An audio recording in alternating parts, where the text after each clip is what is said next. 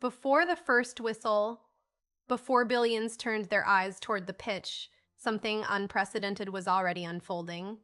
For the first time in history, the world's biggest sporting event would belong to three nations at once.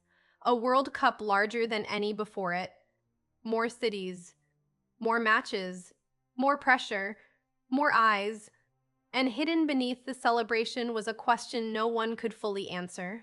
Had football become too big for the world to control? The 2026 FIFA World Cup was never supposed to feel ordinary. 48 teams, 104 matches, three host countries stretched across an entire continent. What was once a compact tournament had transformed into something closer to a global machine. Supporters called it evolution.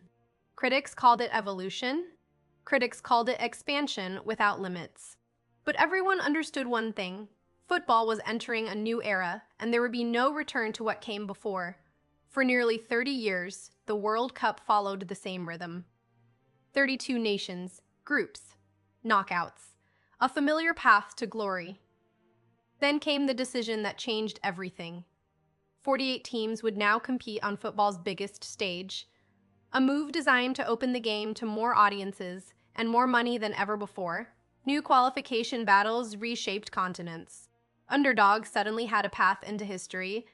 Traditional powers feared the dilution of competition, and behind closed doors, organizers faced an impossible challenge. How do you build a tournament so massive that it spans thousands of miles without losing the soul of the game itself?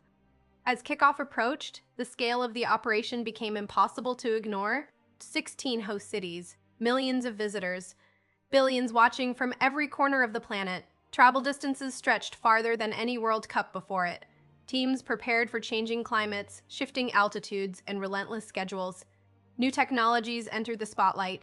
Advanced semi-automated offside systems, expanded VAR systems, real-time player tracking powered by artificial intelligence. Football was no longer just sport. It had become data, logistics, surveillance, entertainment, and politics fused into one spectacle. And with every innovation came another fear.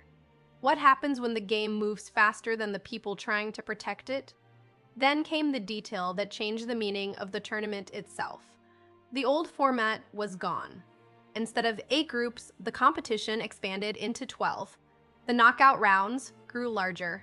More matches meant more stories, but also more exhaustion, more injuries, and more pressure than the sport had ever carried before. For smaller nations, it was hope. For giants, it was danger. One mistake could still destroy a dream. But now, surviving the tournament demanded something new. Depth, endurance, adaptation.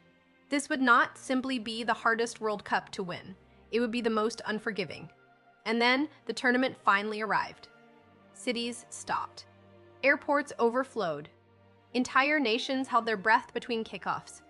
Inside the stadiums, football became something almost mythic. Last-minute goals, shock eliminations, unknown players becoming global icons overnight. But outside the arenas, another story unfolded. Questions about money, questions about sustainability, questions about whether modern football had crossed a line where spectacle mattered more than people. Still, the world kept watching. Because despite every argument, every controversy, every warning, the game still held the same power it always had.